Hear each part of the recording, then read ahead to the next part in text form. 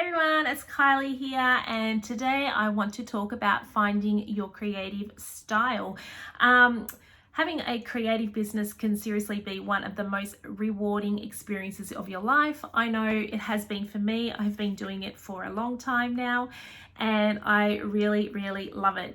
I also go through peaks and troughs of creativity. I have weeks when I feel like I'm on fire and I literally can take on the whole creative world, and then other weeks I'm like, oh my god, I just can't I don't know what to do anymore. I feel like my style's gone. I just want to sit in the corner and cry and quit, and all the human emotions. So it kind of sucks, that part of it, actually. But today I wanted to talk about how you can find your creative style so we can eliminate all of the chitter chatter that we see in the digital space of copycats. That's really a bit sucky to be copying, but I think even worse, it hurts more when you're being accused of copying, because that would not be feeling very good. I've never been accused, but I reckon it could be pretty awful. So to avoid all of that, just be your own person. Find your own style. I like to call it your own flavor. Add a little bit of spice, and just be you. And it's not as hard as you think it is to find your own style. I hear a lot of people saying, oh, look within and find your why, and yeah, all those things are really good, but sometimes your natural creative style is just naturally within you, but sometimes you just need a few little pointers to work out exactly where to look, how to find them, and just trust yourself, which I think sometimes is one of the hardest things as creatives to do, is to trust what you're going to create. So the other thing with being creative is when you're feeling a little bit off and you're feeling like the mojo is not there, it's really easy to fall into the trap of being overstimulated, looking at too many other artists and getting paralyzed. So then you literally don't know what to create because you've looked at so much other stuff for inspiration that you're then sitting at whether you're a digital artist or even if you're drawing on paper, you're just like, oh my God, I'm paralyzed. I literally cannot work. So I've been there before, and that's a really crappy feeling. So, but don't panic. I've got these few little tricks, tips, suggestions that are going to help you find your very own creative style, and it's not as hard as you think. Okay, the first one is, you can call it purpose, you can look at memories, you can call it whatever you like, but have a little think about what it was as a kid, or even you could be older, you don't have to be a little person. You can be older. What are the things that you used to love as a kid? What used to fire your soul? Like, were you into like Lego, writing? Did you design magazine covers? Were you drawn to goth stuff? Were you drawn to mystical? Were you complete Disney nut? All those little things. Sometimes when we look back into our childhood, which sometimes is a bit hard to remember, it can be really hard to work out what it is that you love. I know as a kid myself, I used to love seeing my name on things, because Kylie was not a very popular name, but thanks to Kylie Jenner, it's worked its way up in the popularity world, I guess. There was never anything with Kylie, so every time I used to love personalizing everything, putting my name on stuff, because it was so hard to find. And if I did find a Kylie in the store, I was like, oh my god. And I used to always beg my mum to buy it for me. So as a kid, I really loved doing drawings on the front of my book covers for school, doing crazy fonts, writing my name on it, doing little abstracty drawings of flowers or whatever, little rainbows, what have you, around my name. So that's something that I really enjoyed as a kid, and I never really thought much about it until I had my own kids, and that's when I originally started my business. I started doing a lot of personalizing. So I was creating a lot of art, and my thing that I loved was personalizing, and I've been doing it for nearly 10 years later. So that was something that I look back on as a kid. So that was the thing for me. But you have a look back on what you liked as a child, and were there any little hidden little hints that you can think of that lit your fire up, so to speak. So it's not always as hard. You don't have to overthink it. It could be one of those things that you think about in the shower, when you least expect it. Those thoughts or little memories can pop into your head. So have a little bit to think about that, and we'll move on to the next step. Okay, the next one is obsessions. Is there something past or present that you can't stop thinking about? Is there a style that you like? Are you a real minimalist? Do you love that eclectic kind of style where there's a zillion different patterns and prints all mashed together? Do you love everything very tonal? Are you a brights person? Is everything you're looking at, are you obsessed with a botanical look? Do you love flowers? Are you an abstract girl? They're all little hints. Have a look around your own home. Even when you're out window shopping, what are you always drawn to? And I think that's one big thing with creative style, thinking about and being open and taking notice of what you're naturally drawn to. So that's a big thing for me. I'm always drawn to, I do love color. And one thing that I've always found is that color makes me happy. So I know there was a phase at one stage where everything was so muted or black and white, and yes, it was a trend, but I missed my color. So I kind of knew that that was my style, to be more colorful. So think about what it is that you're so drawn to at the moment. You can call it an obsession, you can call it whatever you like. Just have a little think about what it is that you're so naturally drawn to. Look around your house, even look at your decor, the prints on your walls, your bed linen, your clothing. Do you have a bit of a thing? See, I'm obsessed with animal prints, and I didn't realize how obsessed I was with animal prints until I looked in my wardrobe, and my husband actually said, "Oh my God, please stop buying the animal stuff." And to be really honest, I was clueless. I had no idea. That and the color mustard at one stage, everything in my wardrobe was mustard. So sometimes you're obsessed or you're drawn to things, and they can all be incorporated into your style. And the best part about it is they can be happening right under your nose and you have absolutely no idea. Okay, if you're an artist or a drawer or whatever, it doesn't matter. I don't like to put labels on anything. Doodling is the most fun thing ever.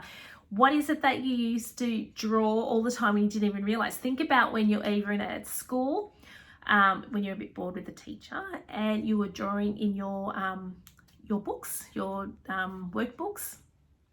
I know that sometimes when I'm sitting on the phone with someone chatting, I don't even realize, I just pick up a pen and I start drawing. Now, my go-to for drawings, I draw very happy little pictures, and they're not major Picasso style illustrations by any means. There are lots of flowers. I draw a lot of leaves, rainbows, the sun, clouds. They're the sorts of things that I really, stars. What else do I draw? I draw very squiggly, like lots of waves, soft curves. So that's how I know that that's what my style is. Whereas you could be drawing more squares. I don't know, you could be drawing animals, eyes, faces, expressions. That's another way of looking at what it is that you're naturally drawn to. So yeah, so they're just little hints. Just have a look around, or just think about what it is that you like to draw. You might just love drawing, my kids call them bubble letters. I don't know why they're called bubble letters, but you know, lettering, so in block letters. So because I love personalizing, I was always drawing my name and decorating it around the outside. So sometimes having a look at what you draw can indicate your style as well. So have a little think about that, and we can move on to the next step. Now, I briefly touched on color before, but color to me is huge. I mean, your colors are everything. It's your branding, it's your whole aesthetic, it's your home. When you do have a creative business, generally, you know, for something to look cohesive, it's really good to incorporate your branding colors. Not everything, but you know, like versions of it. I do this quite a lot. I really do love the aquas and the creams and all those kind of colors. I mean, boho at the moment is amazing for me because they're those kind of muted oranges and stuff. So I use a lot of my own colors, but I mute them down. So that's another way of finding your creative style, is with color. Now, if you're thinking, oh, I don't know what colors that I'm into, well, again, think about what it is that you like. I'm going to look from a female's perspective here, but nail polish, the clothing that you wear, your bed linen, the color of your towels. And I'm not saying that the males don't have any input in the home decor, but my husband couldn't care less. So I'm just talking from my perspective.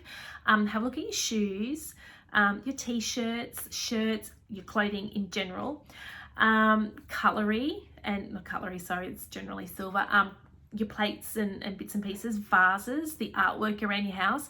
So you've probably looked at what you're drawn to from a color perspective, and again had absolutely no idea. Now the other thing with color is too, do you like colors that blend? Are they tonal, you know, really harmonious, or do you like colors that clash, which can be really effective, especially if you have that kind of eclectic kind of taste? Or do you really pull it back and it's very monotone, so you just like the blacks and the whites and the greys? Or are you a real natural kind of gal, so all browns and botanicals and, you know, all that sort of stuff. So if you're naturally creating your home like that, in your life, even the color of your car, like look around, literally look around in your own space to see what colors you're drawn to. So again, it's right under our nose, and honestly, creative style is all about looking at you, because if you're naturally that way ticked with your style, the work that you create will just happen so easily for you. You won't be fighting against something that feels unnatural. Like if all of a sudden all these super bright blues and yellows and oranges were all huge, but you're like pulling against it, well, it's going to show in your work. So working with what you love and what naturally makes you happy is going to make finding your style so much easier. Okay, this one is my favorite. It's emotions. Now, I know myself, if I'm looking at stuff, like could be on Pinterest, I could be just on Instagram, anything that has that is a creative platform. I mean, even TikTok. When I'm looking aimlessly, you know, going down that rabbit warren, which is, I know people say is a waste of time, but when you're creative, I really think it's really quite important to just let the mind wander and see what you're gravitating to and what it is that you're liking. And the best way to pick that up is, I don't know if this happens to everyone, so I'm just putting this out there. You get excited. Sometimes you're like, oh my God, that is divine. I could create my own version of that. I love it. It makes me feel happy. It's my, you know, it's my jam, it's my style, it's all the things. So when I'm looking for inspiration to adapt to my creative style, I really look for how I'm feeling. So that's a really good indicator to me if I'm onto something, and if I'm loving it and how it makes me feel. So going back to when you're creating again, if you're feeling excited about what you're creating, because it feels natural and it's in your style and it just feels easy, well then I can honestly say you're onto something. So I hope that's helped. I could talk about creative style for ages. I try not to, because I just go on and on and on and on. But honestly, I honestly think finding your creative style just has to be easy. It has to feel natural. I think when you're fighting to try and get this creative style happening, it's not going to work. And it's not going to be something that you're going to go, right, I'm going to sit down, I'm going to work out my creative style right now. It's not going to happen. It would be really handy if it did, but it's got to evolve naturally. So just maybe when I say open your eyes, because our eyes are always open, but just start taking in what it is that you like, and have a look for all those little small indicators that are showing you, hey, this is my style.